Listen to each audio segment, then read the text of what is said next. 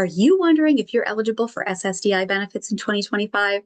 My name is Caitlin Wildonor, and I'm an attorney who helps disabled clients obtain their disability benefits as quickly as possible so they can focus on getting better.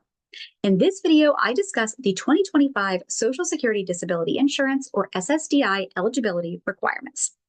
Number one, the work credits. Generally, you're still going to need the 40 credits, with 20 of those earned in the last 10 years before disability onset to qualify for SSDI benefits.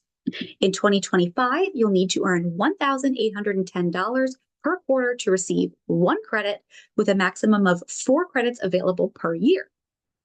As in prior years, of course, your medical condition must also result in limitations that impact your ability to perform basic work activities and meet the Social Security Administration's strict definition of disability. Your condition and resulting limitations must still be expected to last at least 1 year or result in death.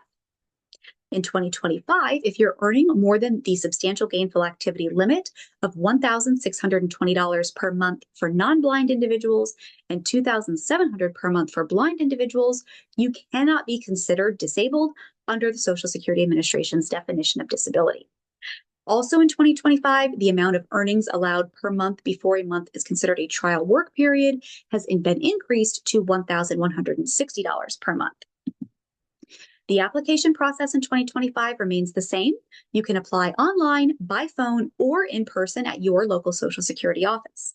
Applying online from the comfort of your home is usually the easiest way to apply, but the other options do remain available at the time of this recording.